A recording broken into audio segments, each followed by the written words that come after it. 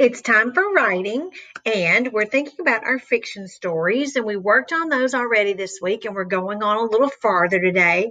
Remember the last time we talked about adding a great beginning. So if it's your day to start a new story, I hope you'll think about a great beginning, like once upon a time, one spring day, there once was, on a dark and stormy night, on a planet far away, deep in the forest, under the deep blue sea. Do something that really grabs the attention of your reader. Give your story a great beginning. Now, I began my story, remember, by saying, one spring morning, I told you when it was happening, Bennett decided to go for a walk.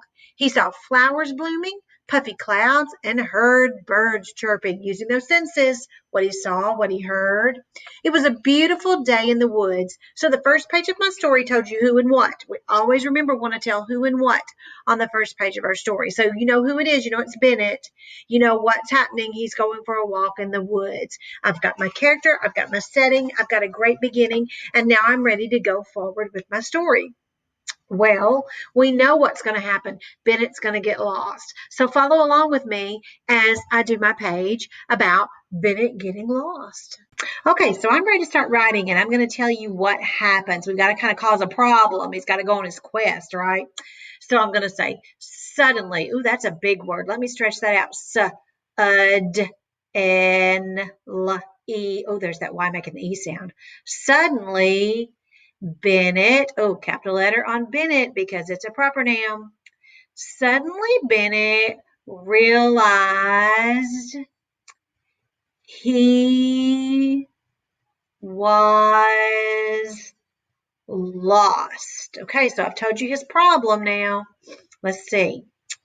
He did not know where. Oh, that's a sight word we know. We can spell where. He did not know where he was. Another sight word we know. And I'm going to put an exclamation point. Lots of feeling there. He did not know where he was.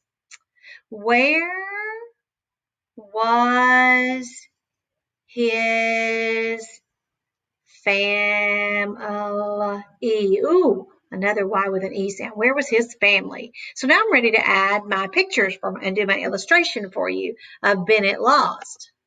So I've added my illustration to this page, and you see I've made Bennett's face really big, and I've made some thought bubbles about what he's thinking. And look, he's thinking about his home. There's our house, and there's me out there by the house.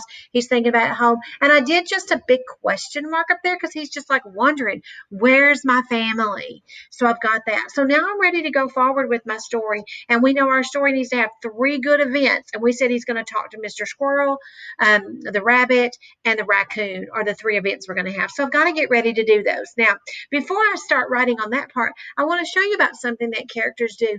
We've put speech bubbles by characters' mouths to show that they're talking. But there's another way that we can show characters are talking in our story, and that's called dialogue. Dialogue are the words that the people are saying. And when we use dialogue, we use these little things right here. They're called quotation marks. Quotation marks. They kind of capture what the person is saying. So they go at the beginning of what the person's saying and the end of what that character is saying. So we use these quotation marks to hold in to capture what the person is saying. Look at this. Here is an astronaut, and it says, "Fly me to the moon," said Jacob. Now look where the quotation marks are. They're before he started talking. Fly me to the moon. And they're at the end of when he was talking.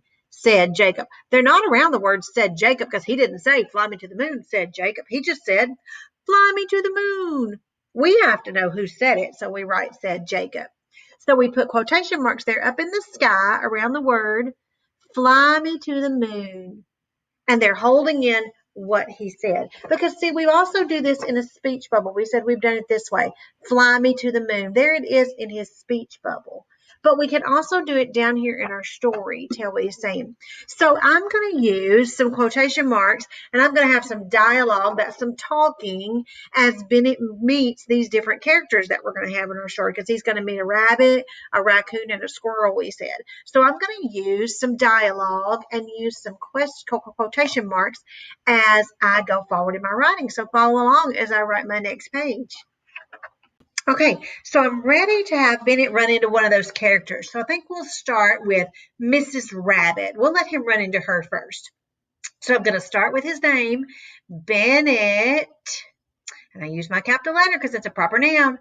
Bennett saw Mrs. and look, I used a capital letter and again a capital letter, Mrs. Rabbit, because those are the parts of her name, Mrs. Rabbit. So Bennett saw Mrs. Rabbit and asked, and look what I'm going to do. He asked her, and I'm putting those quotation marks because he's going to talk.